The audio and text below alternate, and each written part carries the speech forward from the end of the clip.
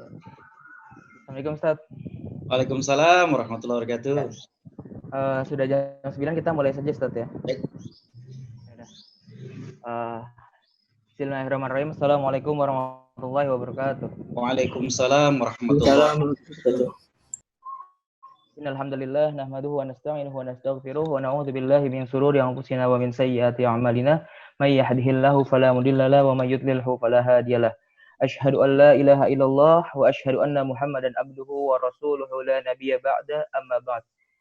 Ya, segala puji bagi Allah Tuhan semesta alam yang telah memberikan kesempatan bagi kita, walaupun di tengah keterbatasan kita, walaupun kita tidak bisa bertemu secara fisik, namun Allah menyatukan hati kita, menyatukan kita semua dalam sebuah aplikasi Zoom untuk nantinya kita akan mendengarkan sedikit, kurang lebih banyak dari Ustadz Agus materi mengenai Ramadan. Salawat serta salam tak lupa kita panjatkan kepada baginda Nabi besar kita Nabi Muhammad SAW yang atas perjuangannya lah kita bisa merasakan indahnya cahaya Islam hingga saat ini. Ya, insya Allah pada pagi hari ini di tengah keterbatasan kita menyambut Ramadan yang sebentar lagi mendekat. 1 minggu lagi kita akan memasuki bulan suci Ramadan. Oleh karena itu kita perlu untuk merecharge kembali iman kita, merecharge kembali untuk mempersiapkan diri kita, mempersiapkan iman kita untuk menghadapi bulan suci Ramadan.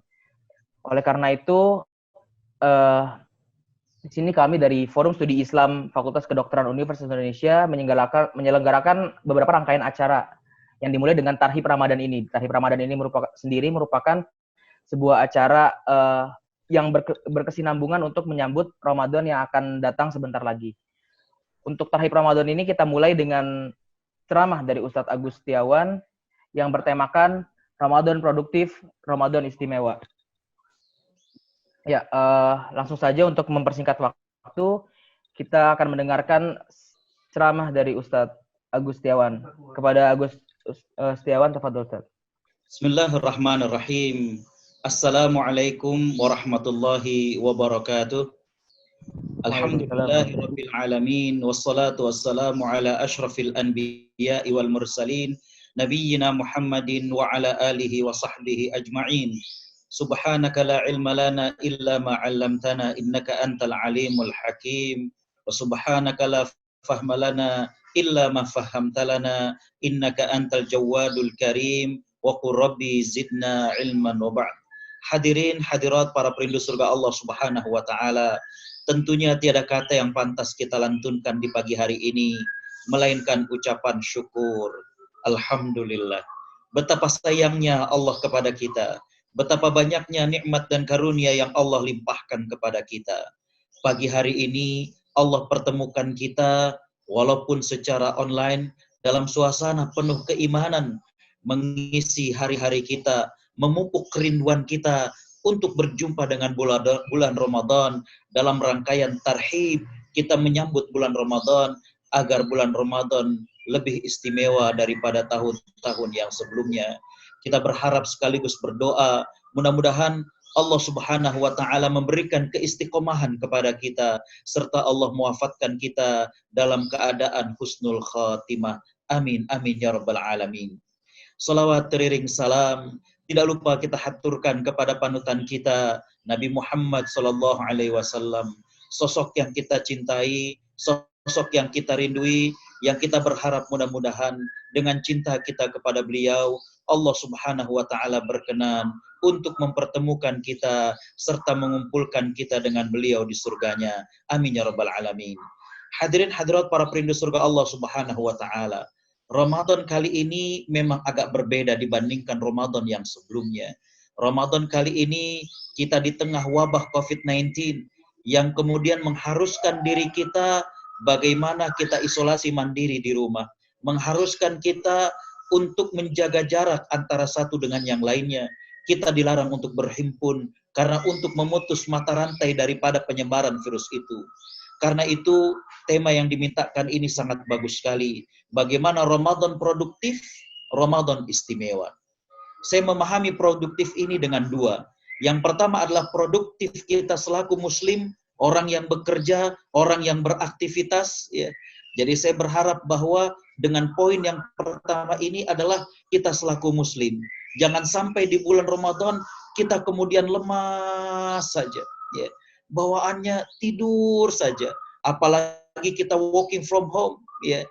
Jadi bagaimanakah para sahabat dan salafus soleh menyiasati agar Ramadan itu tetap produktif, ya.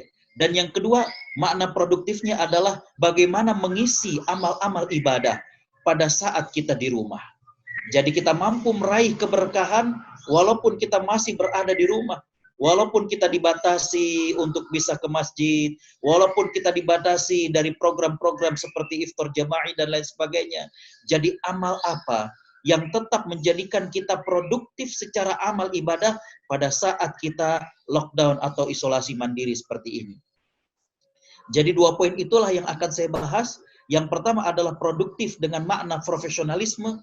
Kita walaupun working from home, walaupun kita dalam keadaan di rumah, ya, walaupun dalam keadaan saum, namun kita tetap produktif sebagai seorang muslim dan muslimah. Ya.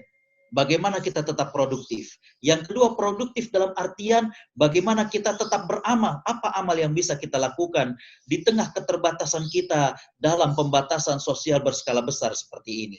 Ya. Hadirin hadirat ikhwatal iman rahimakumullah. Ya.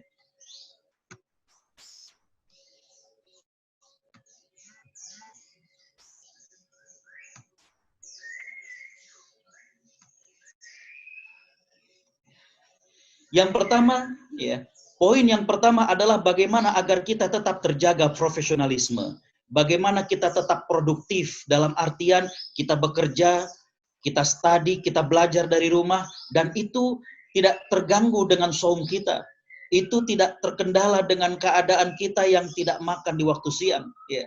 Jadi saya mengatakan bahwa untuk produktif yang pertama, dalam arti kita tetap melakukan profesionalisme, baik bekerja, studi, dan lain sebagainya, yang pertama apa yang dilakukan oleh salafus salih adalah usahakan tetap makan sahur. Ya. Walaupun bagi kita cuma sahur demikian, ya, ada rasa malas untuk makan dan lain sebagainya. Ya. Mengapa demikian?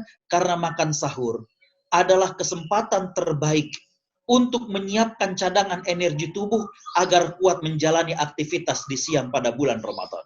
Yeah. Jadi jangan sampai kemudian kita menganggap remeh sebuah amal yang namanya makan sahur. Yeah. Karena ini merupakan kesempatan terbaik untuk menyiapkan cadangan energi. Yeah. Banyak yang kemudian bertanya, Pak Ustadz, saya malam itu susah untuk tidur dan tidur itu sudah larut. Saya khawatir nanti kemudian kebablasan sahur. Bolehkah jam 12, jam 1 saya sahur? Tidak boleh. Ya. Sahur itu adalah sebaiknya kita akhirkan. Ya. Bagaimana Nabi SAW mengajarkan dalam hadis yang diriwayatkan oleh Imam Bukhari dengan Imam Muslim. Nabi SAW bersabda, tasahharu fa inna fis sahuri barakah. Makan sahurlah kalian, karena sesungguhnya dalam makan sahur itu terdapat keberkahan. Berkah apanya? Berkah membuat cadangan energi bagi kita. Sehingga pada saat siang hari di bulan Ramadan, kita masih produktif. Ya. Kita masih bisa mengerjakan tugas-tugas kita. Kita masih bisa belajar dari rumah. Ya. Kenapa? Karena kita punya cadangan energi. Ya. Hadirin hadirat ikhwatal iman rahimakumullah. Sahabat Anas bin Malik menceritakan bahwa Nabi SAW pernah makan sahur dengan sahabat Zaid bin Thabit. Sahabat Zaid bin Thabit ini subhanallah. Beliau ingin tahu bagaimana kehidupan Nabi SAW. Beliau ingin tahu bagaimana Ramadan di rumah Nabi SAW. Ya. Maka beliau kemudian minta untuk bisa sahur bersama dengan Nabi SAW. Ya. Anas bin Malik kemudian cerita bahwa ketika sahabat Zaid bin Thabit sahur bersama dengan Nabi SAW, maka Nabi SAW berhenti sahur dan kemudian tidak lama berselang itu azan subuh. Maka kemudian ketika ditanya oleh para sahabat yang lain, berapakah jeda waktu antara Nabi selesai makan sahur sampai datangnya waktu subuh? Maka kemudian dikatakan bahwa qadra khamsina ayah. Seukuran sekira-kira sekitar orang membaca 50 ayat. Dihitung oleh para ulama bahwa orang kalau baca 50 ayat ini sekitar 10 menit. Lihat bagaimana Nabi SAW sahur dan mengakhirkan sahurnya. Ya. Beliau berhenti 10 menit sebelum subuh. Ya.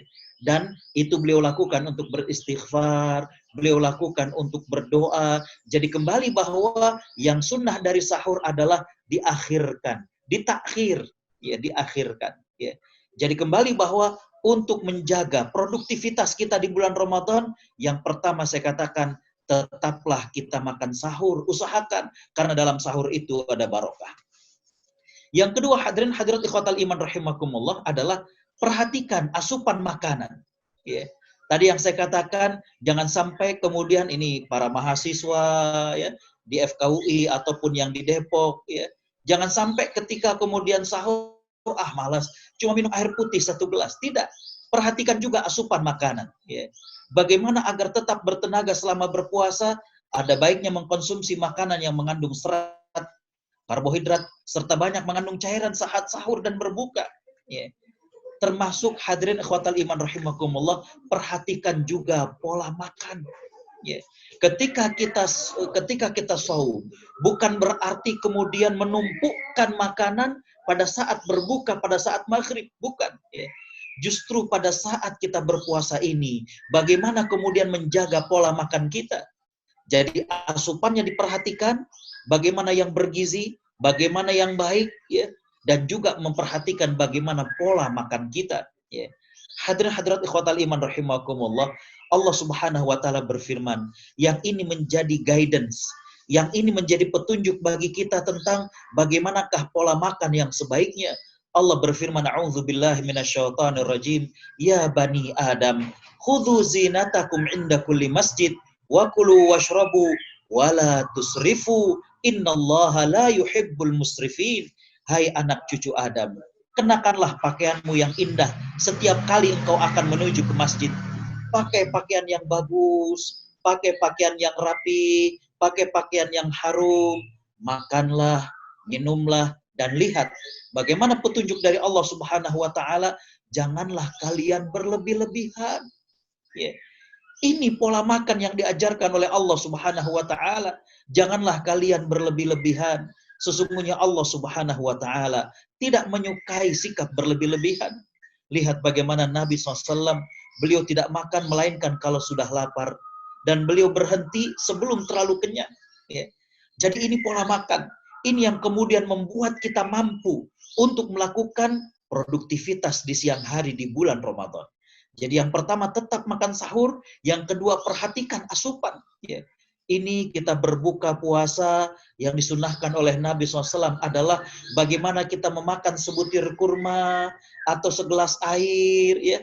Tentunya di sini para dokter, pakar kesehatan juga mengerti. Ya. Bagaimana pada saat kita berbuka puasa, mana yang terbaik. Ya. Kalau kita punya air zam-zam, keluarkan air zam-zam itu. Kita jadikan sebagai pembuka pada saat kita berbuka puasa. Ya. Air zam-zam bisa dicampur dengan air biasa dan khasiatnya, barokahnya, dia sama dengan air zam-zam. Bagaimana barokahnya air zam-zam? Dalam hadis riwayat Imam Tirmidzi, Nabi SAW mengatakan, ma'u zam-zam lima syuribalah. Air zam-zam itu khasiatnya, barokahnya, sesuai dengan niat orang yang meminumnya. Kalau seseorang minum air zam-zam, berniat, ya Allah, karuniakanlah kepadaku ilmu yang bermanfaat. Kalau seseorang meminum, ya Allah, lindungi hamba daripada wabah seperti ini. Kalau dia minum, ya Allah, mudahkan hamba untuk menghafal Al-Quran, maka dia akan mendatangkan keberkahan sesuai dengan niat orang yang meminumnya. Jadi kembali bahwa bagaimana agar kita tetap produktif di siang hari di bulan Ramadan. Yang kedua saya mengatakan perhatikan asupan. Ya. Nabi SAW mengajarkan kepada kita, alaikum bil aswadan. Hendaklah kalian mengkonsumsi 2 macam. Yang pertama adalah madu, yang kedua adalah Al-Quran. Ya. Artinya madu bisa kita konsumsi. Selain tadi air zam-zam, bagaimana kita mengkonsumsi madu, bagaimana kita kemudian mengkonsumsi hal-hal yang dianjurkan oleh Nabi SAW. Ya. Kurma misalkan, ya. Nabi mengajarkan kepada kita untuk berbuka dengan kurma. Ya. Jadi kembali bahwa perhatikan asupan, ya. Perhatikan asupan. Ya. Sekarang ini banyak para ibu yang kreatif, bagaimana kemudian mencampurkan antara kurma dengan susu. Ya. Dan ternyata banyak di antara suami mereka, anak-anak mereka yang suka. Ya. Jadi korma direndam, ya, kurang lebih beberapa jam, lalu kemudian diseduh bersama dengan susu. Subhanallah. Ya. Hadirin hadirat ikhwatal iman rahimakumullah. Yang ketiga saya katakan adalah bagaimana agar kita tetap produktif, ya, di siang hari di bulan Ramadan, buat prioritas kerja. Ya. Kita working from home, ya, kita study, kita belajar dari rumah, maka buat prioritas kerja. Ya. Selama saum, tentunya banyak energi kita yang kita hasilkan ketika kita makan sahur dan setelah berbuka. Maka saya katakan manfaatkan waktu untuk, ya, pada waktu-waktu tersebut untuk beraktivitas. Ya. Habis makan sahur, ini kan energi masih banyak, ya, energi masih bagus-bagusnya. Maka hadirin khotal iman rahimakumullah, jangan beranjak dulu dari tempat kita tadi sholat subuh. Kita berzikir, kita lakukan kerja-kerja kita lakukan tugas-tugas kita. Bagi yang bekerja, coba selesaikan. Ya, mumpung energi masih banyak. Bagi yang belajar, coba selesaikan tugas-tugas itu serta sahur. Ya. Ya. Tempatkan aktivitas yang banyak memakan energi, ya, dan juga banyak memakan bagaimana pengaruh mental di pagi hari. Ya. Misalkan rapat dengan karyawan kita, misalkan kita meeting dengan teman, misalkan kita belajar kelompok dengan teman, jadikan itu pada saat kita berenergi. Saat setelah sahur, di waktu pagi, ini buat prioritas kerja. Ya. Nah, yang agak-agak ringan itu jadikan pada siang hari. Ya. Di tengah kemudian kita sudah mulai terasa lapar, terasa lemas, dan lain sebagainya. Ya. Jadi, buat, ya, skala prioritas kerja kita. Bagi yang bekerja, bagaimana skala prioritasnya? Bagi yang belajar, apa yang menjadi skala prioritasnya? Ya. Hadirin khotal iman rahimakumullah, Imam Rabi'ah, beliau pernah menasihati Sufyan Ats-Tsauri. Ya. Imam Rabi'ah Ar-Ra'i ini adalah guru daripada Imam Abu Hanifah. Ya. Hadirin khotal iman rahimakumullah, maaf, beliau guru daripada Imam Malik. Beliau pernah menasihati Sufyan Ats-Tsauri. Ya. Di mana nasihat beliau mengatakan bahwa, ya, wahai Sufyan, innaka ayyam, kullama madha minka yaum, madha minka ba'du. Ya. Hai Sufyan Ats-Tsauri, sesungguhnya engkau kumpulan hari. Ada yang pernah lihat ikatan sapu lidi? Dia terdiri dari lidi, ya, diikat, ya. Maka umur kita ibarat bagaimana hari-hari, minggu-minggu kita itu kumpulan hari yang ada pada diri kita. Maka setiap hari berlalu, maka sebagian dari diri kita juga berlalu. Karena itu beramallah. Ya. Jadi kembali bahwa Imam Rabi'ah mengajarkan kepada Sufyan Ats-Tsauri agar kemudian membuat perencanaan, agar kemudian membuat prioritas. Tadi saya katakan yang banyak membutuhkan energi, jadikan di waktu pagi setelah kita sahur atau setelah syuruk, kita masih segar, ya. Bagaimana kita konsultasi dengan senior, ataupun kalau kita menerima konsultasi dari junior, jadikan pagi hari, ya. Siang hal-hal yang agak ringan menurut kita.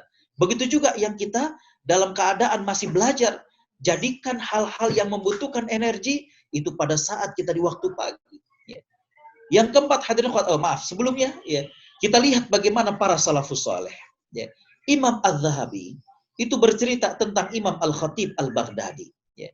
Imam Al-Khatib Al-Baghdadi ini adalah seorang ulama hadis, ya, yang terkenal di daerah Maghrib, ya, di daerah Barat. Ya. Imam Al-Khatib Al-Baghdadi ini hampir seluruh bidang ilmu hadis beliau punya kitab. Ya. Nah, Imam Az-Zahabi mengatakan bahwa Imam Al-Khatib Al-Baghdadi punya suatu kebiasaan, ya, bahwa apabila beliau bepergian, maka beliau selalu membawa satu kitab untuk beliau telaah. Lihat, ya. Artinya Imam Al-Khatib Al-Baghdadi ini menjadikan pada saat nyantai, beliau baca buku, menelaah buku, ya. Tapi pada saat membutuhkan energi, maka itu beliau lakukan di waktu pagi, menulis, bagaimana kemudian menganalisa, ya. Imam Al-Qayyim menjelaskan bahwa ada para ulama yang dalam keadaan sakit, namun kitab itu berada di pinggir mereka, ya. Apabila kemudian sudah mereka berbaring, kemudian mereka letih berbaring, mereka terbangun, maka mereka membaca. Ya. Kemudian diletakkan lagi apabila mereka sudah tidak sadarkan diri. Jadi lihat bagaimana para ulama sangat-sangat menghargai yang namanya waktu. Ya. Apa yang tadi saya ceritakan, ada dalam kitab Qimatuz Zaman inda Salaf. Bagaimana nilai waktu menurut para salafus saleh. Jadi kembali bahwa yang ketiga, untuk menjaga produktivitas kita, baik kita working from home atau learning from home, maka yang tadi ketiga adalah buat prioritas dalam kerja kita. Yang berikutnya yang keempat, tetap jangan lupakan istirahat. Ya, jangan lupakan istirahat. Ya. Bangun lebih awal untuk sahur dan beribadah di waktu malam dengan tarawih, dengan qiyamul lail, ya. Apalagi nanti kalau ba'da subuh kemudian kita bekerja, meeting dan lain sebagainya, maka tentu ini akan melelahkan. Saya mengatakan yang keempat, agar kita tetap produktif di bulan Ramadan, jangan lupa istirahat. Nabi Shallallahu Alaihi Wasallam punya suatu kebiasaan yang disebut dengan qailulah. Qailulah ini adalah istirahat di waktu siang. Yang biasa Nabi lakukan itu sebelum sholat zuhur. Jadi sekitar setengah jam, 40 menit, Nabi SAW tidur sebelum tibanya waktu zuhur. Jadi jangan lupa istirahat. Ya. Lihat, nah ini dia. Ini kalau biasanya sebelum lockdown, ya, saya dapatkan di masjid-masjid ini kayak begini biasanya. Ya, mohon maaf ini bukan di masjid manapun, ya. Insya Allah bukan di Masjid ARHUI, ya. Jadi, tapi Ramadan sering kalau siang habis zuhur begini, ya. Ini bukan menjaga jarak antara satu dengan yang lain, ya. Tapi memang saya dapatkan fotonya seperti ini. Biasanya siang hari di bulan Ramadan. Ya. Hadirin khotul iman rahimakumullah. Salman Al-Farisi, ya, pernah memberikan nasihat kepada sahabat Abu Darda. Ya.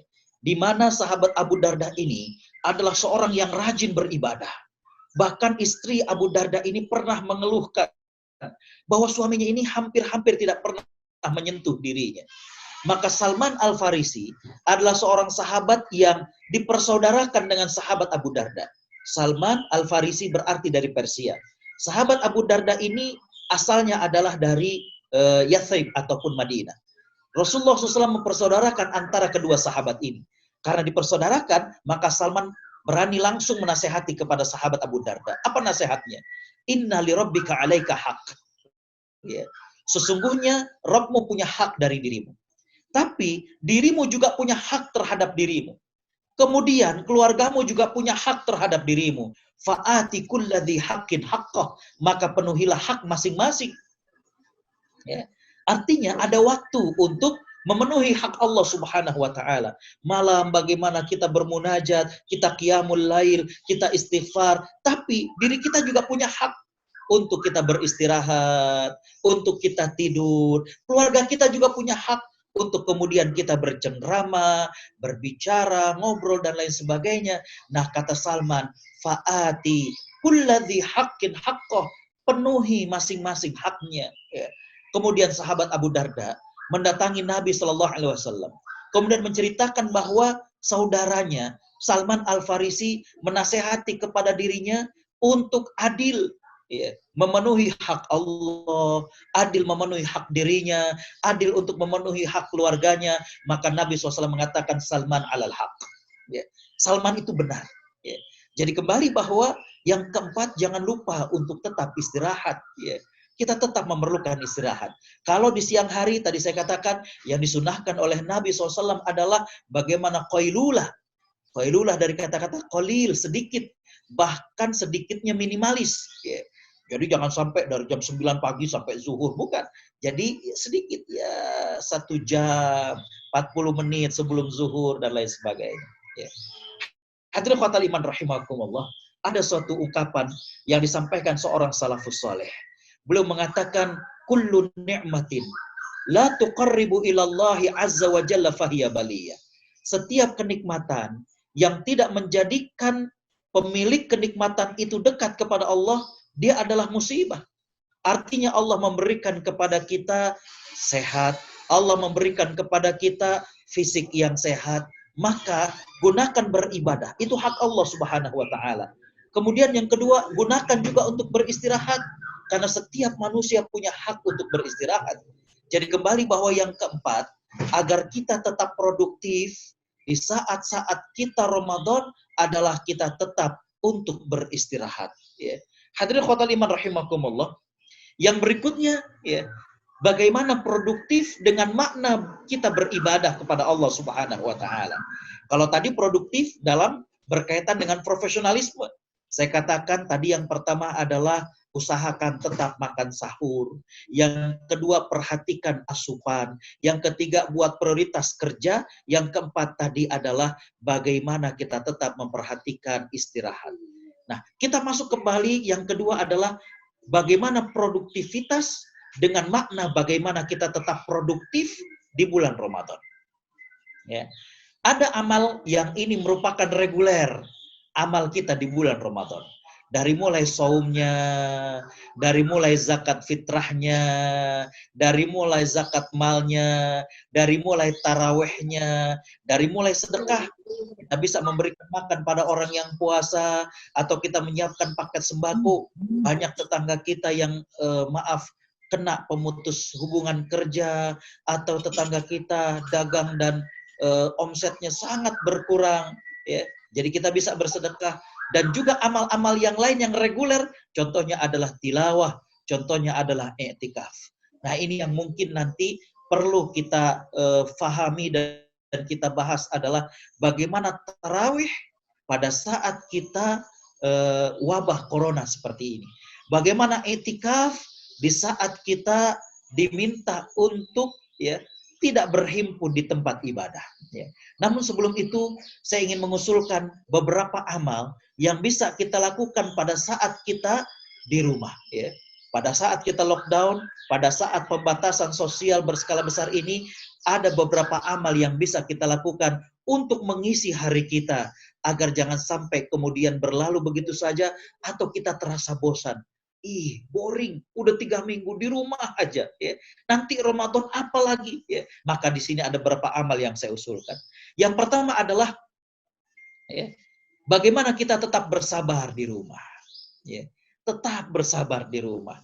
Aisyah radhiyallahu anha, ya, beliau pernah bertanya kepada Nabi Shallallahu Alaihi Wasallam tentang masalah pandemi ataupun epidemi, ya, tentang ta'un.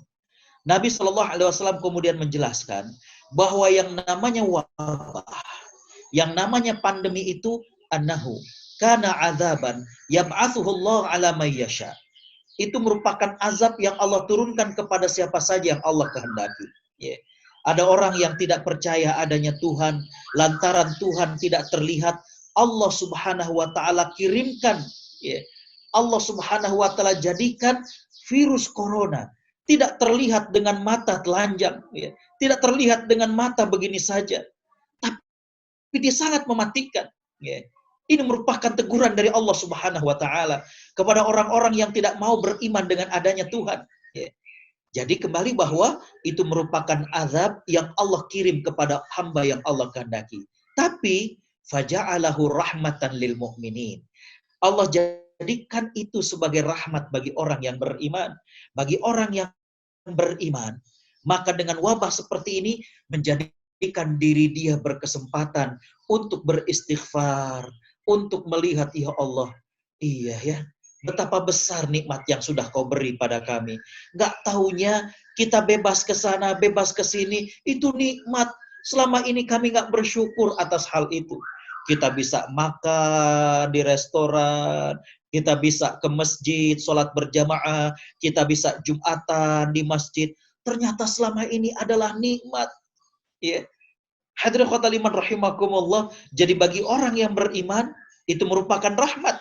Karena kesempatan bagi dirinya untuk kemudian mempertebal keimanan, menambahkan rasa bersyukur. Ya Allah, betul. Selama ini engkau betapa sayangnya pada hamba. Ya. Sekaligus kesempatan untuk mengakui betapa dirinya selama ini jauh dari Allah. Ya. Hadirin hadirat perindu surga Allah Subhanahu wa taala, bisa kita belajar dari Nabi Allah Yunus alaihi salam pada saat beliau berada dalam perut ikan paus. Ya. Maka Nabi Yunus alaihi salam kemudian berdoa kepada Allah Subhanahu wa taala, la ilaha illa anta subhanaka inni kuntu minaz zalimin. Tiada Tuhan melainkan Engkau, Maha Suci Engkau, sesungguhnya aku termasuk orang yang zalim. Baik. Yang berikutnya Nabi mengatakan, barang siapa yang ketika wabah ini dia tetap berada di rumahnya, sabiron, dalam keadaan sabar, ya Allah, padahal mah udah bosen banget, ya. Udah kangen pengen kumpul-kumpul, udah kangen pengen bikin pengajian, tapi dia bersabar. Ya. Yang kedua, muhtasiban, ya. Dia mengharapkan pahala dari Allah Subhanahu wa taala. Ya Allah, hamba melakukan hal ini, ya Allah, ya. Hamba bersabar ini, hamba tetap di rumah ini untuk memutus mata rantai penyebaran daripada wabah COVID-19 ini. Ya Allah, jadikan ini sebagai bentuk amal yang hamba lakukan. Ya. Jadi yang kedua, muhtasiban. Dia di rumah itu sambil berharap bagaimana Allah memberikan pahala kepada dirinya. Yang ketiga, kata Nabi SAW, ya'lamu annahu la yusibuhu illa ma kataballahu lah. Dia yakin tidak ada yang menimpa kepada siapapun kecuali atas izin Allah Subhanahu wa taala. Lihat hadisnya, barang siapa yang mengisi harinya di tengah wabah seperti ini, saat bulan Ramadan, dan dia komitmen untuk di rumah, Nabi mengatakan dia mendapatkan pahala seperti orang yang syahid. Yang kedua, amal yang saya usulkan adalah bagaimana kita tetap berjamaah dengan keluarga. Dengan waktu-waktu sholat kita berjamaah dengan keluarga, zuhur, asar, maghrib, isya, subuh. Nabi SAW bersabda, sholatul jamaah afdalu min sholatil fadhi bisab'in wa ishrina darajah. Sholat berjamaah itu lebih baik 27 derajat dibandingkan sholat sendirian. Hadirin hadirat para penduduk surga Allah Subhanahu wa taala. Begitu juga pada saat kita memasuki bulan Ramadan. Maka saya ingin menjelaskan bahwa fikih sholat tarawih itu kita boleh dan bisa untuk berjamaah dengan keluarga kita. Kalau untuk sholat wajib, tadi saya katakan, saat kita berjamaah dengan keluarga, tidak perlu di rumah mengumandangkan azan. Cukup azan yang dikumandangkan di masjid. Dan kita di rumah hanya qomat saja. Lalu kemudian seorang suami menjadi imam. Kalau kemudian ada anak laki-laki lebih dari satu orang, maka softnya di belakang dari ayahnya. Kalau hanya satu orang, softnya di samping kanan dari ayahnya. Adapun soft wanita di belakang daripada soft lelaki. Nah, pada saat tarawih juga demikian. Seorang ayah menjadi imam, 2 rakaat atau 4 rakaat, kemudian witir. Ustadz, saya nggak banyak hafalannya. Saya hafal cuma surat-surat pendek. Boleh saya katakan, kita membuka mushaf. Jadi ada yang disebut dengan mushaf tilawah. Kemarin ada yang menyampaikan mushaf sudah dengan standingnya, itu harganya 900 ribuan. Mushafnya yang besar, kemudian standingnya bisa ditinggikan kalau memang dia ingin membacanya saat sholat, atau kemudian dipendekkan kalau dia ingin membacanya sambil dalam keadaan duduk. Jadi kembali bahwa seorang laki-laki atau suami boleh mengimami sholat sambil membaca apa yang ada dalam mushaf. Namun saya tidak merekomendasikan mengimami sholat dan membacanya dari handphone. Kenapa demikian? Karena kalau dari handphone terlalu banyak gerakan-gerakan yang bukan sholat yang dilakukan. Mengeluarkan dari kantongnya, nyalahkan dulu, kemudian nyari tadi ayat berapa, lalu selesai dimatikan, dimasukkan. Ini terlalu banyak gerakan yang tidak dibutuhkan pada saat sholat, sehingga kemudian mengganggu kekhusyuan. Jadi kembali bahwa sholat tarawih bisa dilakukan berjamaah. Suami mengimami istri dan anak-anaknya. Yang berikutnya, ini saya katakan tarawih bersama keluarga, dilakukan secara berjamaah. Yang berikutnya, hadirin khotimah rahimakumullah, juga yang bisa dilakukan secara bersama adalah bagaimana tilawah baca Al-Quran bersama-sama dengan istri, dengan anak. Atau kalau kemudian suami membimbing anak yang pertama, istri membimbing anak yang kedua, agar kemudian Allah Subhanahu wa taala berkahi. Hal yang lain untuk tilawah bersama ini saya usulkan adalah bagaimana kita membaca surat Al-Ikhlas sebanyak 10 kali sampai tamat. Surat Al-Ikhlas tidak panjang, hanya 4 ayat. Qul huwallahu ahad, Allahus Samad, lam yalid walam yulad walam yakul lahu kufuwan ahad. Sekitar 1 menit ya, kita menghatamkan surat Al-Ikhlas. Nabi SAW bersabda dari hadis dari sahabat Mu'adz bin Anas Al-Juhani. Kata Nabi SAW, man qara'a qul huwallahu ahad hatta yakhtimaha 10 marratin banallahu lahu qasran fil jannah. Ya. Siapa yang membaca surat Al-Ikhlas sampai tamat, artinya 4 ayat itu, ya, dan sebanyak 10 kali, maka Allah akan bangunkan baginya istana di surga. Subhanallah. Ya. Habis subuh, coba nak bareng sama dengan ayah nyimak, ya. Anak perempuan dengan istri, ya. Ayo, bismillahirrahmanirrahim. Qul huwallahu ahad, Allahus samad, lam yalid wa lam yulad, wa lam yakul lahu kufuwan ahad. Nah, ayo lagi, ya. 10 kali tidak lama. Paling 10 menit, 12 menit, ya. Mengisi waktu kita agar jangan sampai kita boring di rumah dan kemudian waktu berlalu tanpa ya, pahala di sisi Allah Subhanahu wa taala. Jadi tadi yang pertama adalah saya mengatakan berdiam di rumah dalam keadaan sabar, mengharapkan pahala dari Allah. Yang kedua, tetap berjamaah dengan keluarga, baik sholat wajib maupun sholat tarawih.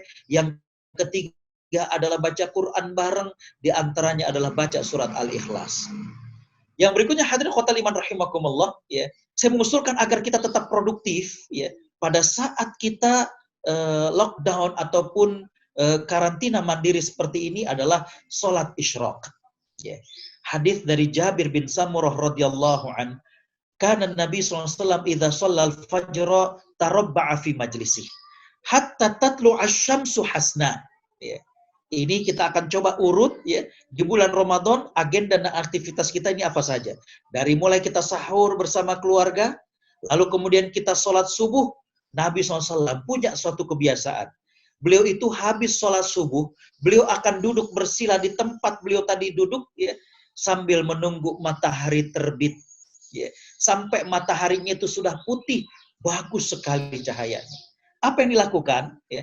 Anas bin Malik menceritakan, yang dilakukan oleh Nabi SAW adalah apabila beliau selesai sholat subuh berjamaah, beliau duduk, nah duduknya itu bukan bercanda, duduknya ini bukan tidur, tapi dia duduk berzikir kepada Allah Subhanahu wa Ta'ala.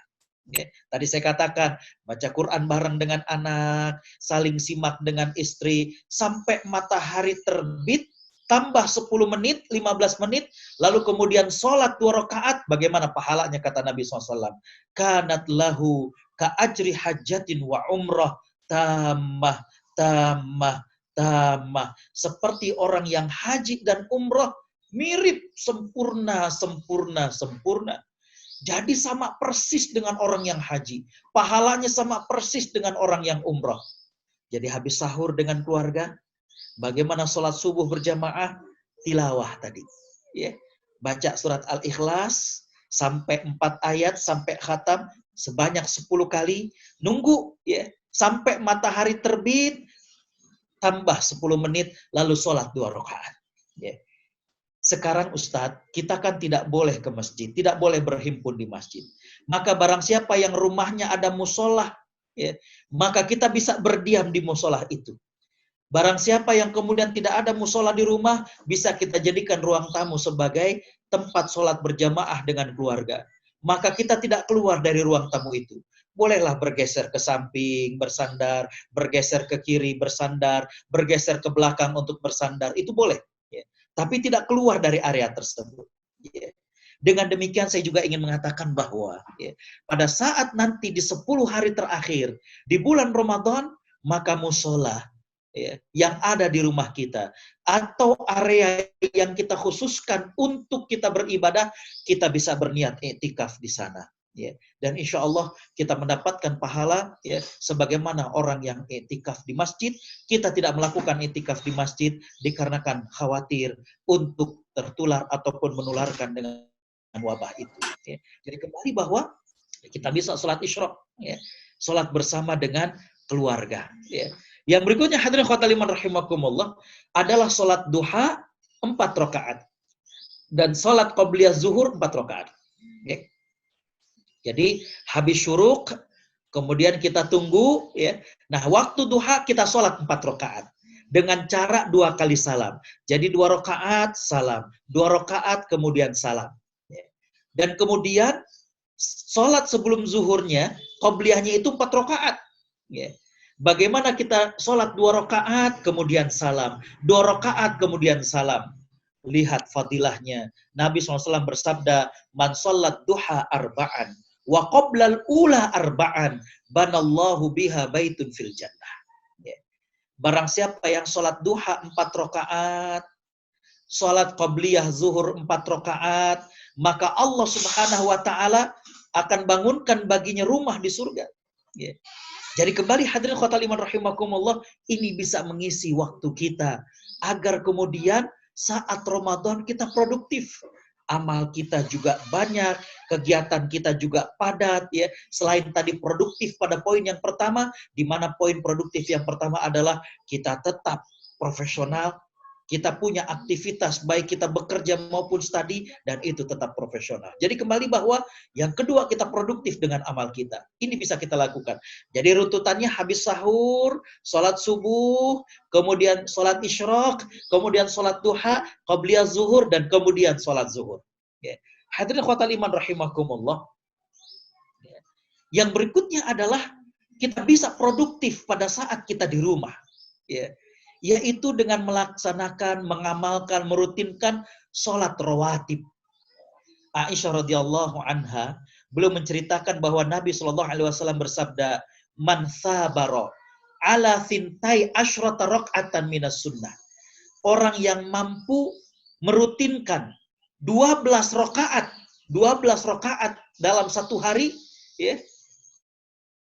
12 rakaatnya ini bagaimana? Tadi 4 rakaat sebelum zuhur, 2 rakaat setelah zuhur, 2 rakaat setelah maghrib, 2 rakaat setelah isya, dan 2 rakaat sebelum subuh. Ini namanya sholat rawatib. Ya, ada 12. Saya katakan lagi, sholat rawatib ini ada 12, 4 rakaat sebelum zuhur, 2 rakaat setelah zuhur, 2 rakaat setelah maghrib, 2 rakaat setelah isya, dan 2 rakaat sebelum subuh. Kata Nabi, barang siapa yang mampu merutinkan 12 rakaat ini, dia akan dibangunkan rumah di surga oleh Allah Subhanahu wa ta'ala. Lihat, kita di rumah tapi penuh berkah. Ya. Bagaimana kita saat lockdown, ternyata amal kita itu masih banyak yang bisa kita lakukan di rumah. Ya. Hadirin khotal iman rahimakumullah. Yang berikutnya adalah bagaimana kita membantu pekerjaan di rumah. Ya. Seorang tabi'in Al-Aswad, beliau bertanya kepada Aisyah radhiyallahu anha. Apa yang beliau tanyakan? Makanan Nabi SAW yasna'u fi ahli. Wahai Aisyah, apa sih yang dilakukan oleh Nabi SAW pada saat beliau bersama dengan keluarganya? Ya. Aisyah mengatakan, kana fi mihnati ahli. Nabi SAW itu apabila beliau di rumah, beliau biasa membantu pekerjaan keluarganya. Ya. Ketika datang waktu sholat, maka ditinggalkan pekerjaan itu dan kemudian beliau menunaikan sholatnya. Di sini hadirin khotal iman rahimakumullah, kita punya cukup banyak waktu pada saat kita isolasi mandiri di rumah, pada saat kita karantina mandiri di rumah, yaitu kita mengisinya selain tadi ibadah-ibadah yang sudah disebutkan, selain bagaimana pekerjaan-pekerjaan yang tadi sudah dibahas, kita mengisi dengan membantu pekerjaan rumah.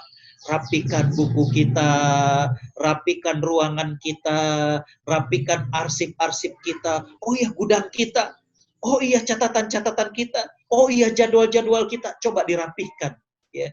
Dan ini kalau kita lakukan niat karena Allah Subhanahu wa ta'ala, maka membantu pekerjaan rumah ini bisa bernilai pahala. Ya.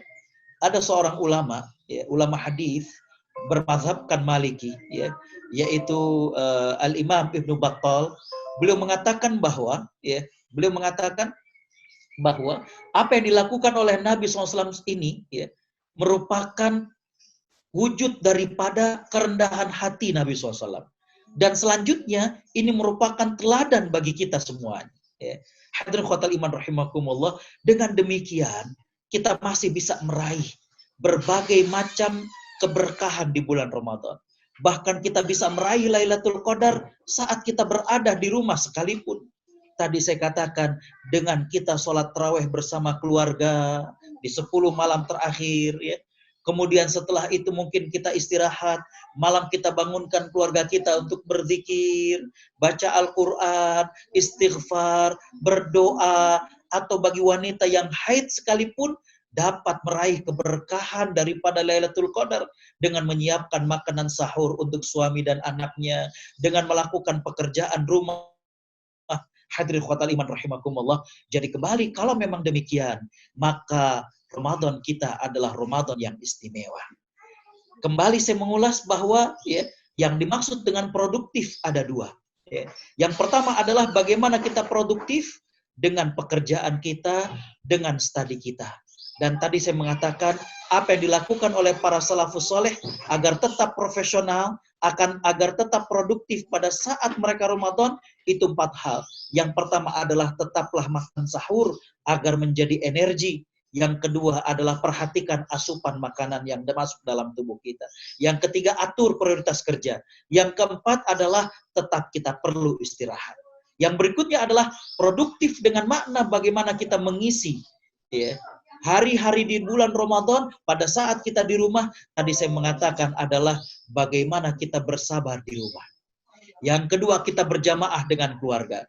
Baik sholat wajib, sholat tarawih, bagaimana kita baca Al-Quran, menghatamkan surat Al-Ikhlas 10 kali, bagaimana kemudian kita setelah sahur, kita tunggu, itu ada sholat isyraq, kemudian sholat duha 4 rakaat, sholat qabliyah zuhur 4 rakaat, sholat rawatib, membantu pekerjaan rumah tangga. Hadirin khotal iman rahimakumullah, insya Allah, walaupun kita di tengah keadaan lockdown seperti ini, walaupun kita di tengah isolasi mandiri seperti ini, tapi kita tetap produktif, ya. Dan kalau Ramadan kita produktif, maka Ramadan kita adalah Ramadan yang istimewa. Hadirin hadirat perindu surga Allah Subhanahu wa taala, demikian yang bisa saya sampaikan. Kurang lebihnya mohon maaf. Jazakumullah ahsanal jaza. Wassalamualaikum warahmatullahi wabarakatuh.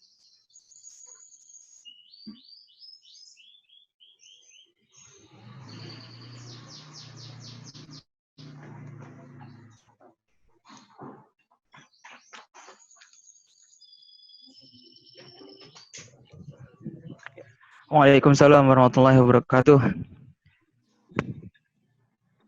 Jazakumullah khairan kasiran Ustadz Agustiawan atas materinya pada hari ini.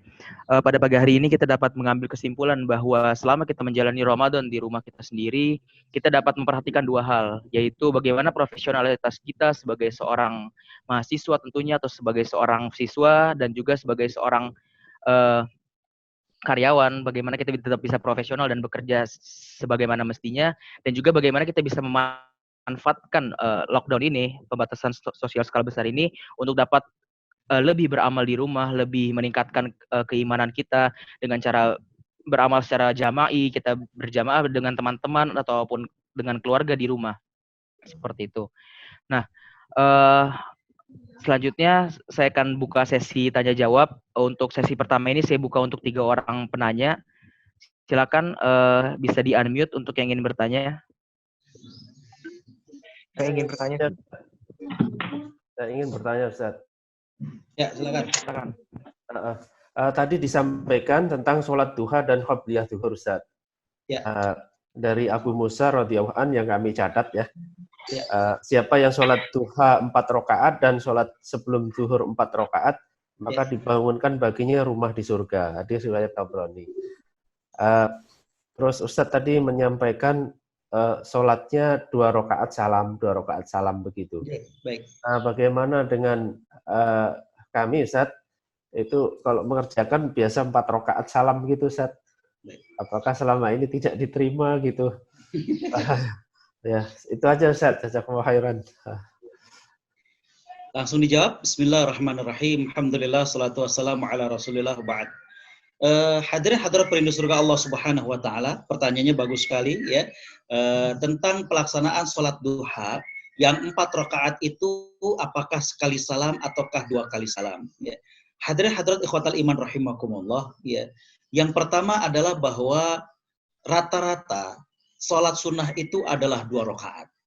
Sehingga para ulama mengatakan berdasarkan hadis Nabi SAW bahwa yang disebut dengan sholat sunnah itu adalah mathna, mathna, mathna. 2 rakaat, 2 rakaat, 2 rakaat. Ini juga yang menjadikan dalil bahwa sholat taraweh kebanyakan melakukan dengan 2 rakaat, 2 rakaat, 2 rakaat. Adapun sholat taraweh yang 4 rakaat, 4 rakaat itu berdasarkan hadis dari Aisyah radhiyallahu anha, di mana Aisyah radhiyallahu anha menjelaskan bahwa adalah tarawehnya Nabi SAW itu 4 rakaat, 4 rakaat. Jadi dengan demikian bahwa kebanyakan sholat sunnah itu adalah 2 rakaat, tapi maka sholatnya tetap diterima, namun wallahu alam, saya menyarankan agar kemudian setelah ini dirubah menjadi 2 rakaat, 2 rakaat, 2 rakaat. Ya. Jadi pahalanya yang lalu itu tetap diterima oleh Allah Subhanahu Wa Taala. Ya, namun setelah ini saya harapkan agar kemudian 2 rakaat, 2 rakaat, 2 rakaat. Demikian wallahu alam. Terima kasih Ustaz. Untuk selanjutnya kepada Kevin Kurnia, angkat tangan, silakan.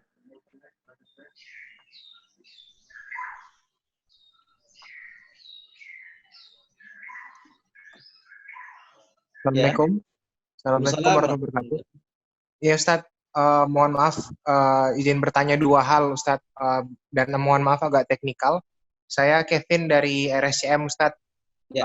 Terkait petugas kesehatan, kami kan dalam kondisi yang pasti insya Allah sih akan bertugas dalam Ramadan dalam kondisi pandemi dan pasti akan menggunakan alat pelindung diri lengkap Ustadz. Pertanyaannya untuk yang pertama, kondisi sholat dalam berhasmat dan seluruh berpelindung diri seperti itu, bagaimana Ustadz? Apa boleh dijamak atau boleh tayamum? Dan kalau tayamum dengan face shield atau pelindung muka seperti itu, kondisinya bagaimana teknikalnya Ustadz? Dua hal itu saja Ustadz untuk pertanyaannya. Jazakallah Ustadz. Bismillahirrahmanirrahim. Alhamdulillah, salatu wassalamu ala rasulillah. Yang pertama buat Dr. Kevin dan dokter-dokter yang lain yang masih berjuang, bertugas ya. Ana menyampaikan doa, mudah-mudahan Allah menjaga kalian semuanya dan mudah-mudahan Allah jadikan apa yang antum lakukan semuanya adalah sebagai amal yang berat nanti timbangannya di sisi Allah Subhanahu wa taala. Baik, hadirat ikhwatal iman rahimakumullah, pertanyaan yang penting sekali berkaitan tentang tata cara bersuci dan tata cara sholat bagi tenaga kesehatan yang menggunakan alat pelindung diri. Saya tambahkan jadi 3 ya, bagaimana dengan saumnya. Ya. Yang pertama, untuk toharohnya, para ulama menegaskan bahwa seorang yang menggunakan alat pelindung diri, maka dia dibolehkan sholat tanpa bersuci. Artinya tanpa berwudu ataupun tanpa tayamum. Dikarenakan memang kondisinya. Ya. Saya pernah membuat video singkat, ini berdasarkan riwayat bahwa Umar bin Khattab ketika sholat subuh, ya, itu beliau ditusuk oleh Abu Muljam, dan kemudian beliau masih keadaan seperti itu, artinya sholat asar dilakukan pada saat zuhur, ataupun ditakhir sholat zuhur dilakukan pada waktu asar. Begitu juga maghrib dengan isya. Ya. Hanya saja tidak boleh dikosor, hanya saja tidak boleh diringkas. Karena kosor ini hanya untuk mereka yang safar, untuk mereka yang bepergian. Yang ketiga adalah seorang yang menggunakan APD dan sulit bagi dia untuk menanggalkan APD-nya, boleh menunda berbuka puasa. Walaupun yang sunnahnya adalah menyegerakan berbuka puasa, tapi kalau kemudian in case dia sedang bersama pasien, dan kalau kemudian dia azan maghrib, dia melepaskan APD-nya ini, khawatir satu dan lain hal, maka boleh menunda berbuka puasanya, walaupun ini tidak seperti keumuman yang kita ketahui bahwa sunnahnya menyegerakan berbuka. Tapi kalau keadaan tidak memungkinkan, maka dia boleh untuk menunda berbuka puasanya. Demikian dan wallahu a'lam. Ya, syukran Ustaz. Selanjutnya kepada saudara KKS. Silakan saudara KKS. Assalamualaikum Ustadz. Jadi pertanyaan saya adalah mengenai sholat usyrok tadi Ustadz. Jadi itu bagaimana ya Ustadz syarat untuk melaksanakannya untuk matahari terbit itu batasannya seperti apa? Dan tadi mengapa ada penundaan sekitar 10 menitnya itu Ustadz? Terima kasih. Baik. Bismillahirrahmanirrahim. Alhamdulillah salatu wassalamu ala Rasulillah ba'd. Hadirin hadirat perindu surga Allah Subhanahu wa taala, pertanyaan yang baik sekali berkaitan dengan salat isyraq ya. Pelaksanaannya bagaimana dan kemudian kenapa harus ditunda 10 sampai 15 menit ya. Hadirin hadirat ikhwatal iman rahimakumullah, bil khusus kepada Mas KKS yang bertanya ya. Salat isyraq itu pelaksanaannya adalah ya tadi saya katakan kita setelah salat subuh. Sekarang kan kita tidak memungkinkan di masjid ya. Kalau kita di masjid maka kita berdiam di masjid. Cuma berdiam di masjidnya ini bukan kemudian tidur, bukan kemudian sibuk dengan hal-hal yang lalai, tapi kita berzikir, kita baca Quran, melakukan pekerjaan kita pun tidak mengapa ya, asalkan pekerjaan-pekerjaan tentunya yang baik ya. Sampai kemudian matahari terbit, tunggu 10 sampai 15 menit, lalu kita sholat 2 rakaat. Ini sholat isyraq, itu tata caranya. Kenapa harus ditunggu 10 sampai 15 menit? Karena ada 3 waktu yang kita makruh, artinya dibenci untuk sholat. Ada 3 waktu yang makruh untuk sholat. Yang pertama saat matahari tepat terbit. Maka tadi saya katakan tunggu sampai 10 menit. Yang kedua, pada saat matahari tepat berada di atas kita. Makanya waktu zuhur itu, kalau Mas KKS dan juga penyimak semuanya perhatikan, waktu zuhur itu bukan saat matahari tepat di atas kita, tapi waktu zuhur itu adalah ketika bayangan suatu benda sudah melenceng. Jadi kalau dulu saya diajarkan tentang materi fikih, untuk mengetahui waktu zuhur, kalau kita tancapkan sebatang kayu, kalau ternyata tidak ada bayangannya, berarti matahari tepat berada di atas kita. Dan itu makruh untuk sholat. Tapi ketika kemudian sudah mulai ada bayangannya, sedikit ya melenceng, ini namanya melenceng, itu berarti sudah masuk waktu zuhur dan kita tentunya wajib untuk sholat zuhur. Yang ketiga, yang kita makruh untuk sholat adalah pada saat matahari ngepas lagi terbenam. Itu makruh bagi kita untuk sholat. Ya. Makanya sholat maghrib, itu setelah matahari terbenam, bukan pas matahari terbenam. Ya. Jadi kembali bahwa saya katakan saat matahari terbit, tunggu 10 menit atau 15 menit, lalu kita sholat 2 rakaat, itulah tata cara sholat isyraq. Dan kemudian kenapa kemudian tunda 10 menit? Karena pada saat matahari terbit itu termasuk 1 dari 3 waktu yang kita dimakruhkan untuk sholat. Wallahu a'lam.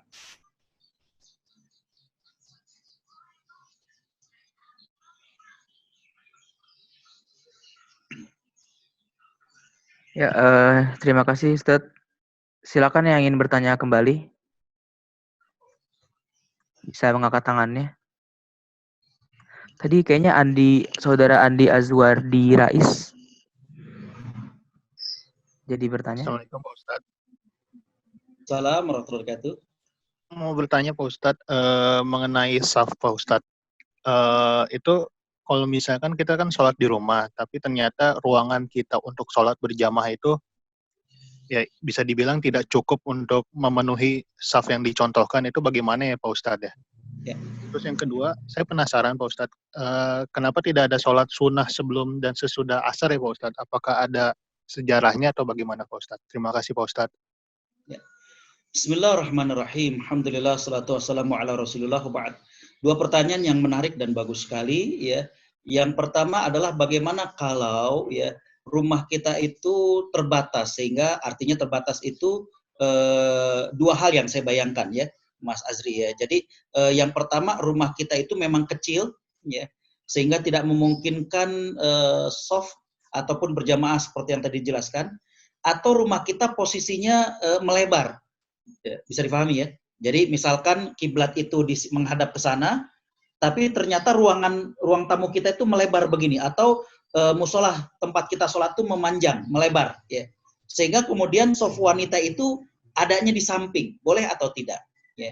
Hadirin khotal iman rahimakumullah, saya tertarik ketika di salah satu masjid di Australia, itu asalnya adalah gereja, ya, asalnya adalah gereja, dan gereja itu menghadapnya ke sana, ya, menghadapnya ke sana, ya. Nah, setelah kemudian dibeli dan dialihfungsikan menjadi masjid, ya, ternyata yang tadinya gereja menghadapnya ke sana, kiblat ini menghadapnya ke sini. Bisa dipahami? Sehingga masjid itu hanya bisa 4 sof saja, tapi panjang sekali. Paham yang saya bisa kegambar, ya? Ya. Nah, hadirin khotul iman rahimakumullah, maka dalam kondisi yang masyaqqah seperti itu, boleh sof wanita itu di samping daripada sof lelaki, ya. Hanya saja untuk imam tetap dia harus lebih menjorok ke depan. Jadi ada perbedaan antara sof antara imam dengan sof yang di belakangnya, ya. Walaupun tidak terlalu untuk ukuran satu orang, ya. Bisa dipahami. Jadi kalau rumah itu sempit, atau katakan musola rumah kita bentuknya justru malah melebar, bukan kemudian memanjang, maka boleh berada di samping, tapi coba ada jarak sehingga kemudian terlihat berlapis dan tidak kemudian sama dengan imam. Wallahu a'lam.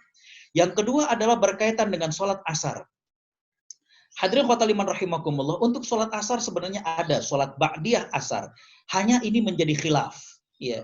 Yang disepakati oleh para ulama berkaitan tentang sholat sunnah rawatib, itu karena memang disabdakan dalam satu hadis secara langsung, itu tadi yang 12 rakaat tadi, ya.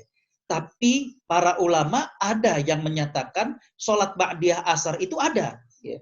Sehingga kemudian kalau misalkan kita ke beberapa negara yang madhabnya bukan bermadhab Syafi'i, seperti madhab yang banyak dianut oleh masyarakat Indonesia, mereka setelah sholat asar itu mereka sholat sunnah, ya.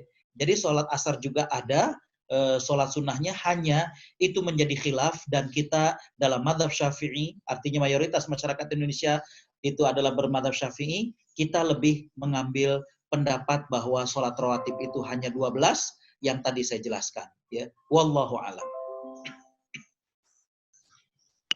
Ya, terima kasih Ustadz. Selanjutnya masih ada pertanyaan lagi dari Saudari Maradewi. Dipersilakan Saudari Maradewi. Baik, terima kasih. Assalamualaikum warahmatullahi wabarakatuh. Ustadz, mohon maaf ingin bertanya, kalau untuk penggunaan masker saja pada saat sholat, apakah diperbolehkan? Terima kasih. Ya. Bismillahirrahmanirrahim. Alhamdulillah, salatu wassalamu ala rasulillah wa ba'd. Pertanyaan yang bagus sekali dari Mbak Maradewi, ya, yaitu berkaitan tentang penggunaan masker pada saat sholat. Saya juga sudah membuat video singkat tentang hukumnya, ya. Asalnya, yang asal menggunakan penutup wajah pada saat sholat ini adalah makruh asalnya. Berdasarkan hadis, ya, dari Abu Dawud rahimahullah, Nabi SAW Nabi melarang seseorang itu sholat sambil tertutup wajahnya, ya. Namun larangan ini adalah larangan makruh yang tidak sampai kepada haram, ya.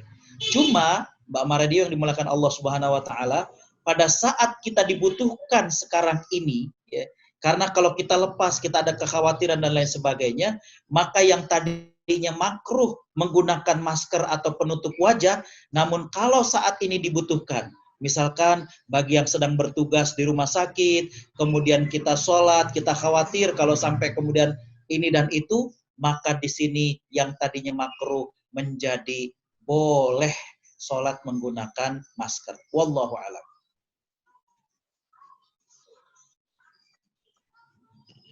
Ya, terima kasih Ustaz. Pertanyaan selanjutnya Saudara Suhardi Mansur. Assalamualaikum warahmatullahi wabarakatuh. Waalaikumsalam warahmatullahi. Ketemu lagi Ustaz. Ini dari Kuwait Ustaz. Nah. Ya, kemarin mengisi kajian kita di Kuwait. Ingin bertanya Ustaz, kalau bagaimana pendapat Ustaz itu terkait di tanah air? Kalau kita di Timur Tengah ini sudah sepakat apa yang dianjurkan oleh mufti dari negara itu kita mengikuti semua. Tapi di tanah air terkadang apa yang disampaikan oleh Ustadz itu menganjurkan untuk ke masjid, begitu Ustadz. Mereka kadang mencontohkan di Wuhan, Cina itu justru orang berbondong-bondong ke masjid untuk berdoa kepada Allah. Nah, bagaimana apakah khilafiyah seperti ini Ustaz? Kenapa kita harus takut kepada corona? Harusnya kita takut kepada Allah. Nah, pendapat antum bagaimana Ustaz? Jazakumullah khair. Baik, bismillahirrahmanirrahim. Alhamdulillah, salatu wassalamu ala rasulillah wa ba'd. Saya tertarik dengan dulu ada seorang pendakwah di Masjid ITB ya, yang dikenal dengan Bang Imad, Dr. Imaduddin Abdurrahim. Ya. Beliau dalam salah satu kuliah tauhidnya, beliau mengatakan begini, kalau ada satu rumah bordir dibangun dengan kokoh, ya, kemudian dipasang pemancar ataupun dipasang untuk anti petir, ya. Dan beliau mengatakan bahwa di sampingnya itu ada masjid, ya. Masjid itu nggak dirawat dan sudah lama bangunannya, nggak pakai dipasang penangkal petir. Ketika hujan dan kemudian deras, bahkan ada petir kata beliau, ya, dan kena kepada kedua bangunan, kata Bang Imad ini, mana yang hancur? Masjid, ya. Walaupun masjid itu tempat orang beribadah kepada Allah.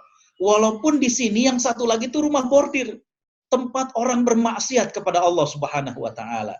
Jadi di sini bahwa seorang muslim tetap harus mengambil sebab, ya. Harus mengambil sebab, ya. Sehingga dengan demikian kembali bahwa kita bukan dilarang sholatnya, tapi yang kita tidak inginkan adalah berhimpunnya. Ya.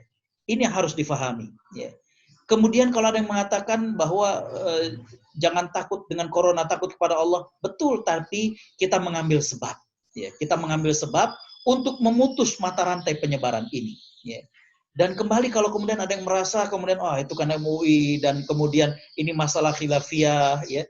Maka saya ingin mengatakan dalam kesempatan ini, ya, bahwa hadis, ya, dari Hasan bin Ali radhiyallahu anhum, di mana Nabi SAW bersabda, arba'atun ila sultah. Ada 4 perkara yang merupakan otoritasnya pemerintah. Yang pertama as-sholah, sholat, ya. Bukan sholat 5 waktunya, tapi menggelarnya, gimana kondisinya, apa yang perlu dilakukan, standar masjidnya, itu adalah pemerintah. Contoh misalkan di Kuwait, di Qatar, di Arab itu ada standarnya. Masjid itu begini, kalau nggak begini nggak boleh, statusnya harus wakaf atau bagaimana. Itu otoritasnya pemerintah. Ya. Yang kedua adalah az-zakah. Zakat ini otoritasnya pemerintah. Ya. Sehingga yang disebut dengan amil itu adalah orang atau instansi yang ditugaskan oleh pemerintah. Ya. Bukan panitia Ramadan di masjid, itu bukan amil. Kalaupun ada panitia Ramadan di masjid, silakan.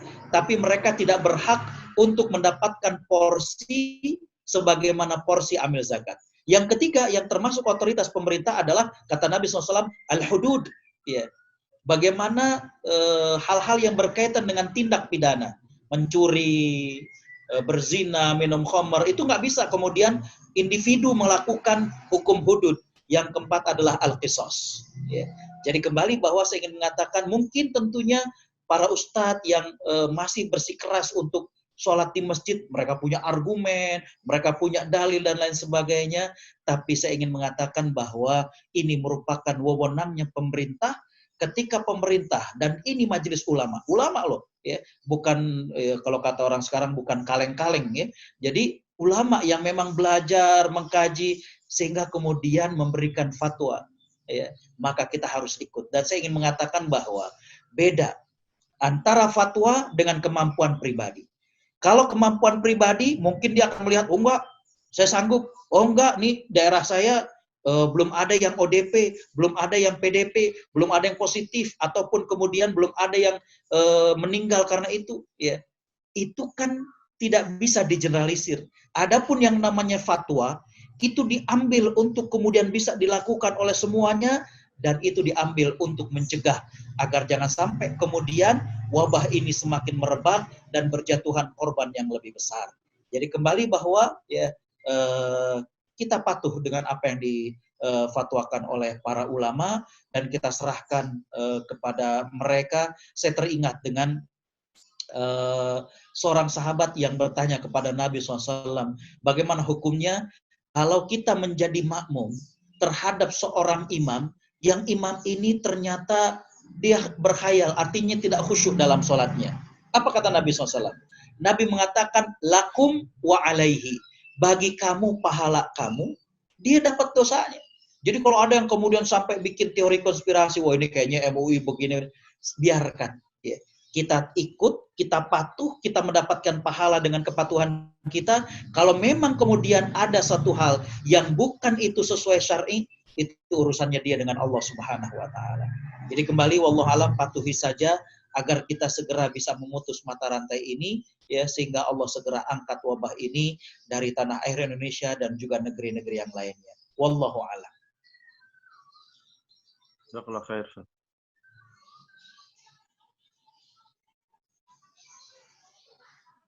Ya, terima kasih Ustadz Agus. Ini ada pertanyaan lagi Ustadz dari teman kita dari YouTube Ustadz. Izin bertanya, apakah sholat jamaah di rumah bersama keluarga? Apakah saf harus dirapatkan? Apakah boleh physical distancing 1 meter antar safnya? Terima kasih Ustadz. Bismillahirrahmanirrahim. Alhamdulillah, salatu wassalamu ala rasulillah ba'd.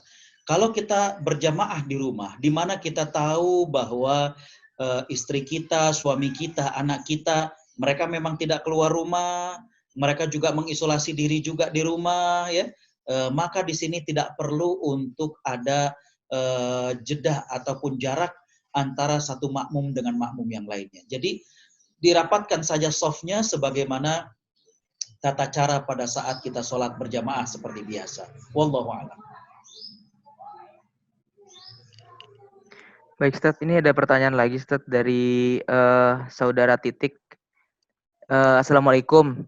Saat ini tidak bisa pertanyaannya, saat ini tidak bisa takziah bila ada yang meninggal karena adanya wabah Covid ini. Bagaimana tata cara sholat gaib dari rumah ya Ustadz? Terima kasih. Baik, hadirin hadirat ikhwatal iman rahimakumullah, ya. Tata cara sholat gaib dari rumah itu adalah kita berdiri menghadap ke kiblat, ya, dan tidak perlu untuk membayangkan ini jenazah laki atau dengan perempuan. Karena namanya gaib berarti jenazah tersebut tidak ada di hadapan, ya. Sehingga dengan demikian kita cukup berdiri menghadap ke kiblat, dan kalau kita di rumah ingin sholat bersama istri dengan keluarga, maka kita bisa bikin soft dan cukup rapat karena tidak ada ruku dan tidak ada sujud. Artinya dengan di depan itu nggak mesti kemudian ada jeda tadi saya katakan. Lalu kemudian kita bertakbir sebanyak 4 kali seperti biasa. Takbir yang pertama kita baca Al-Fatihah. Takbir yang kedua kita baca sholawat seperti sholawat pada saat kita at-tahiyat. Takbir yang ketiga kita mendoakan kepada jenazah. Takbir yang keempat kita kemudian mendoakan secara keseluruhan. Takbir dalam mazhab Syafi'i pada saat sholat gaib dan sholat jenazah, takbir dalam mazhab Syafi'i sambil mengangkat tangan. Tapi dalam mazhab Imam Ahmad, maka takbir hanya cukup mengeraskan suara tanpa mengangkat tangan. Jadi kalau yang pernah haji atau umroh, kita dapatkan ketika sholat jenazah, maka imam cuma mengatakan Allahu Akbar, dan mereka tidak mengangkat tangannya. Jadi itu perbedaannya. Tapi yang pasti adalah 4 kali takbir. Ya. Cuma dalam mazhab Syafi'i yang banyak dianut oleh masyarakat Indonesia, sambil bertakbir mengucapkan Allahu Akbar sambil mengangkat tangan. Adapun dalam mazhab Imam Ahmad maka tidak perlu mengangkat tangan. Tapi saya kira kita yang di sini kita mengikuti mazhab yang berlaku, yaitu kita mengangkat tangan kita pada saat kita sholat gaib sebagaimana kita sholat jenazah. Wallahu a'lam.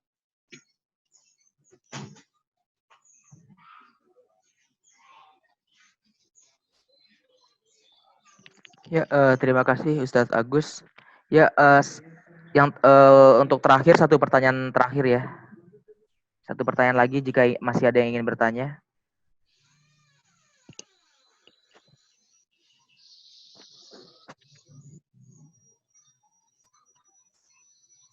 Sepertinya tidak ada yang bertanya lagi ya. Ya, mungkin cukup sekian untuk materi kita pada hari ini. Jazakumullah khairan kasiran kepada Ustadz Agus Setiawan. Untuk mengakhirinya mungkin Ustadz, saya punya usul kita doa bersama saja Ustadz untuk menghadapi wabah ini dan juga mempersiapkan diri, mempersiapkan iman kita untuk di bulan Ramadan nanti. Teman-teman yang di rumah sekalian bisa menengadahkan tangannya, menundukkan hati, menundukkan wajah, kita berserah diri kepada Allah. Nanti kita akan bersama-sama berdoa dengan Ustadz Agus Setiawan. Bismillahirrahmanirrahim. Alhamdulillahirabbil alamin. Hamdan syakirin, hamdan na'imin, hamdan yuwafi ni'amahu wa yukafi'u mazidah. Ya Rabbana lakal hamdu wa lakal syukru كما ينبغي لجلال وجهك وعظيم سلطانك. اللهم صل على محمد وعلى آله وصحبه أجمعين. ربنا ظلمنا أنفسنا وإن لم تغفر لنا وترحمنا لنكونن من الخاسرين. لا إله إلا أنت سبحانك إنا كنا من الظالمين. لا إله إلا أنت سبحانك إنا كنا من الظالمين. لا إله إلا أنت سبحانك إنا كنا من الظالمين. اللهم بارك لنا في شعبان وبلغنا رمضان. اللهم بلغنا رمضان. اللهم ارزقنا ليلة القدر. اللهم ارزقنا ليلة القدر. اللهم اجعلنا من المقبولين ومن المرحومين يا أرحم الراحمين. اللهم ادفع عنا الوباء والبلاء والزلازل والمحن ما ظهر منها وما بطن. اللهم إنا نعوذ بك من البرص والجنون والجذام وسيء الأسقام يا أرحم الراحمين. اللهم ارفع هذا الفيروس. اللهم ارفع هذا الوباء. اللهم ارفع هذا الوباء. اللهم احفظنا يا خير الحافظين. اللهم احفظنا يا خير الحافظين. اللهم أنهي هذا الوباء. اللهم أنهي هذا الوباء. ربنا هب لنا من أزواجنا وذرياتنا قرة أعين واجعلنا للمتقين إماما. ربنا آتنا في الدنيا حسنة وفي الآخرة حسنة وقنا عذاب النار. وبفضل سبحانك ربنا رب العزة عما يصفون وسلام على المرسلين والحمد لله رب العالمين. Insyaallah materi akan anak kirim ke panitia. Jazakumullah khairan. Oke, baik Ustadz, syukron. Jazakumullah khairan kasiran kepada Ustadz Agus Setiawan. Ya, alhamdulillah kita telah menyelesaikan kajian kita pada pagi hari ini.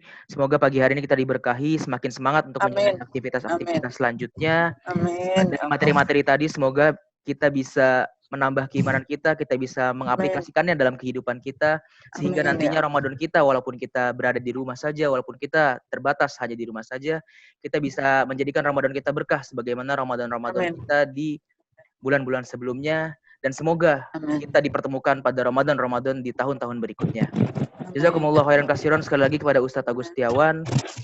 Terima kasih kepada teman-teman semua, kepada saudara-saudara semua yang telah menghadiri kajian pada hari ini. Saya Muhammad Fauzan selaku MC pada hari ini. Saya undur diri. Terima kasih. Assalamualaikum warahmatullahi wabarakatuh. Waalaikumsalam warahmatullahi wabarakatuh. Silakan bisa langsung live saja. Jazakumullah khair akhi. Salam kami dari Kuwait. Iya. Jazakumullah. Waya.